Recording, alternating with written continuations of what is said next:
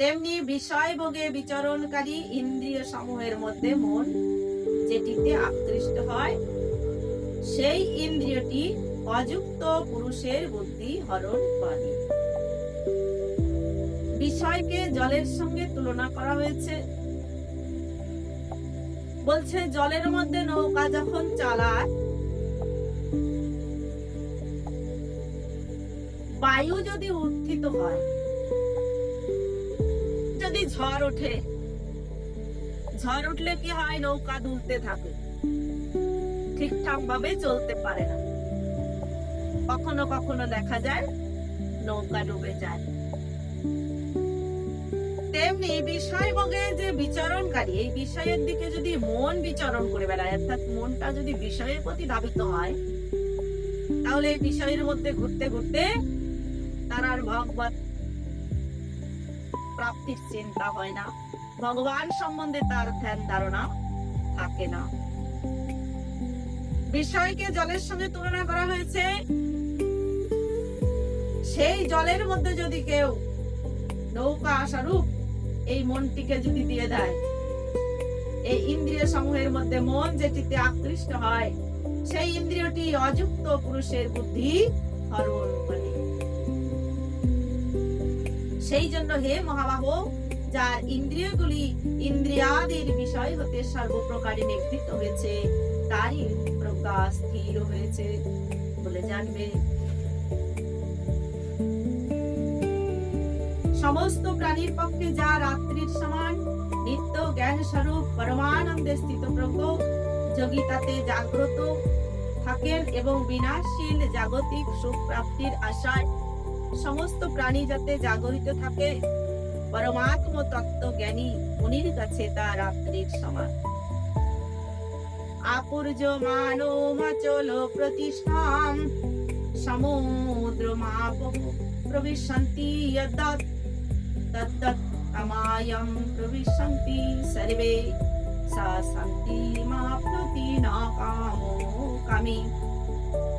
যেমন বিভিন্ন নদীর জল পরিপূর্ণ অচল স্থির সমুদ্রে এসে তাকে বিচলিত না করেই বিলীন হয়ে যায়, তেমনি সমস্ত বিষয় ভোগ যার মধ্যে কোনো বিকার উৎপন্ন না করে বিলীন হয়, তিনি পরম শান্তি লাভ করেন। কিন্তু যিনি ভোগ্য পদার্থ কামনা করেন, তার পক্ষে শান্তি লাভ অসম্ভব। যিনি সমস্ত কামনা পরিত্যাগ করে মমত্ব শূন্য ও অহং বর্জিত এবং নিষ্ক্রিয় হয়ে বিচরণ করেন, তিনি পরম শান্তি লাভ করেন, অর্থাৎ তার ঈশ্বর লাভ হয়েছে। এষা ব্রাহ্মী স্থিতিঃ পার্থ নৈনাম প্রাপ্য বিমোহতি স্থিত্বা সামন্তকালে অপি ব্রহ্ম নির্বাণমৃচ্ছতি। হে অর্জুন, এ হলো ব্রহ্ম প্রাপ্ত পুরুষের স্থিতি। এই স্থিতি লাভের পর তিনি আর কখনো মোহগ্রস্ত হন না। অন্তিম সময়েও যিনি এই ব্রাহ্মী স্থিতি লাভ করেন, তিনি ব্রহ্মানন্দ লাভ করেন। ওম তৎসদিতি শ্রীমদ্ ভগবদ গীতাসু উপনিষৎসু ব্রহ্মবিদ্যায়াম যোগশাস্ত্রে শ্রীকৃষ্ণার্জুন সংবাদে সাংখ্যযোগ নাম দ্বিতীয় অধ্যায়।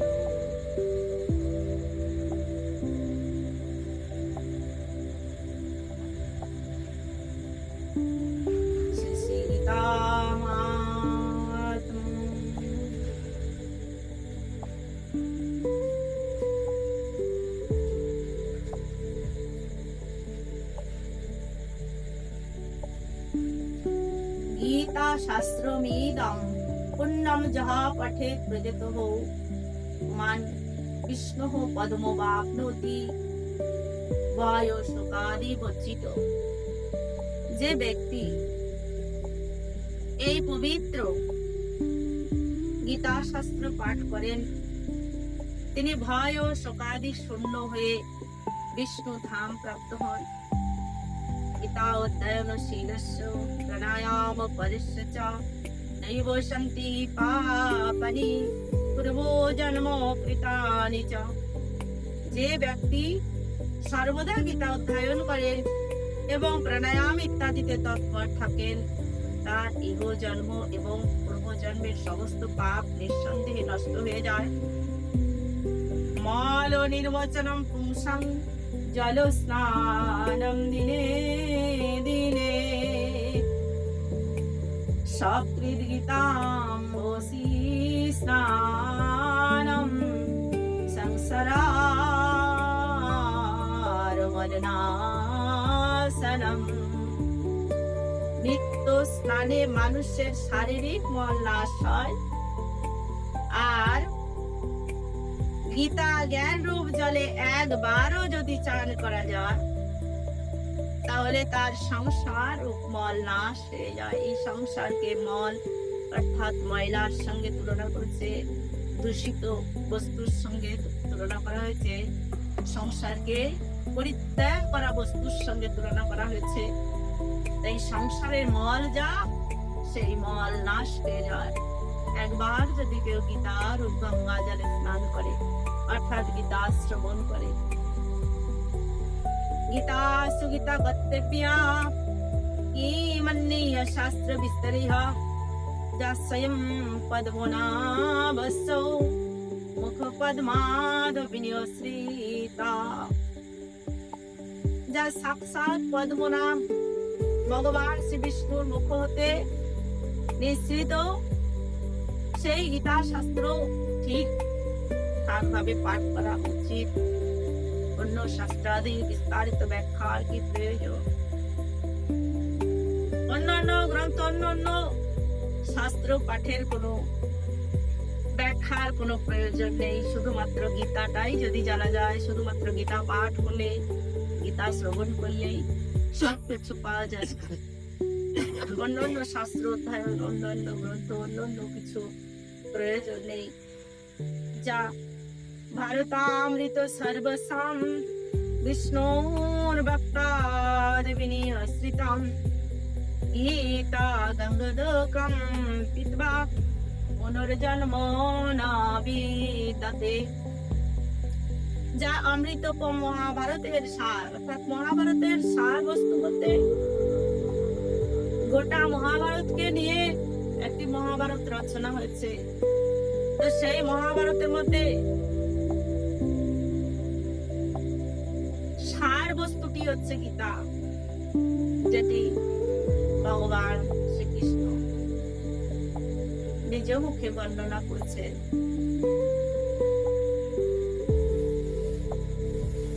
শ্রীকৃষ্ণের মুখ নিঃসৃত সেই গীতারূপ গঙ্গা জল পান করলে এই জগতে পুনর্বার জন্মগ্রহণ করতে হয় না।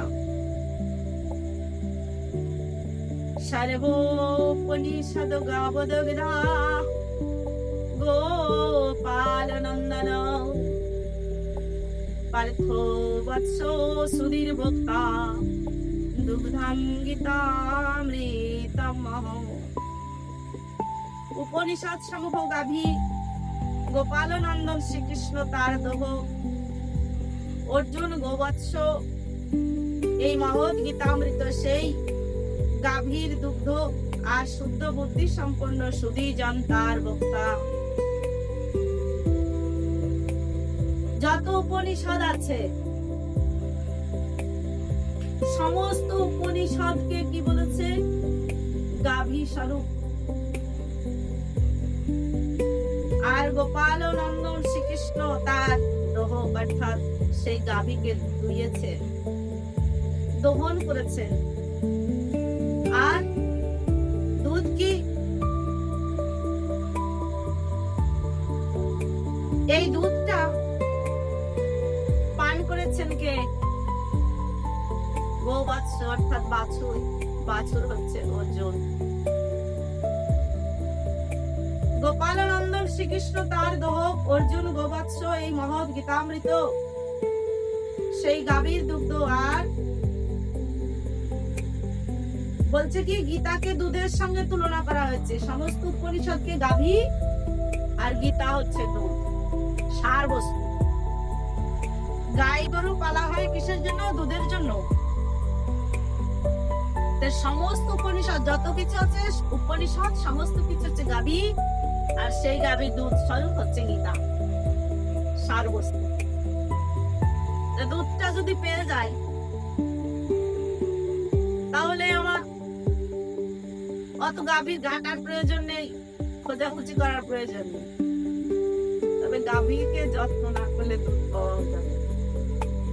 সেই রকম এই গাভী হচ্ছে সমস্ত উপনিষদ। আর এই উপনিষদ থেকে গীতাকে সার বস্তুরূপ গ্রহণ করা হয়েছে। কারণ এই বিষয়ে আকৃষ্ট জীব তারা সদা সর্বদাই কর্মে লিপ্ত থাকে, তাদের সম্ভব নয় সমস্ত উপনিষদ পঠন পাঠন করা। তার জন্য কয়েকটি শ্লোক সম্বন্ধিত এই গীতা ভগবান শ্রীকৃষ্ণের মুখ নিঃসৃত বাণী যদি কেউ নিত্য একটি অধ্যায়, দুটি অধ্যায়, তিনটি অধ্যায়, চারটি অধ্যায়, যে যেমন পারে তেমন যদি কেউ বর্ণনা করে, কেউ যদি শ্রবণ কীর্তন করে, তাহলে তার অত উপনিষদ করবার প্রয়োজন নেই। আর তার আর মনুষ্য জন্ম হয় না।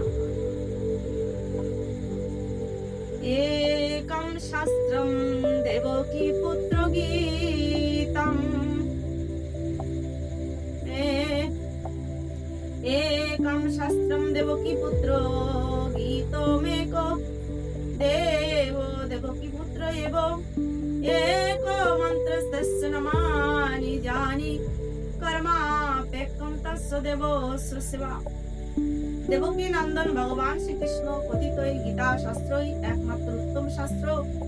ভগবান দেবকী নন্দনী একমাত্র সর্বোত্তম দেবতা, তার নামই একমাত্র মন্ত্র, এবং সেই ভগবানের সেবাই হলো একমাত্র কর্তব্য কর্ম। ওম গঙ্গা গীতা সাবিত্রী সীতা সন্তা পতিব্রতা ব্রহ্মা বলি ব্রহ্মবিদ্যা ত্রিসন্ধ্যা মুক্তি গেহিনী अर्धमात्र चिदानंदा भवग्नि भ्रांति नाशिनी वेदोत्री परानंदा तथार्थ गणमंजरी ईतत्तनि जपि नित्यं नरो निश्चलो मानस ज्ञान सिद्धिं लभे नित्यं तथान्ते परमं पदो।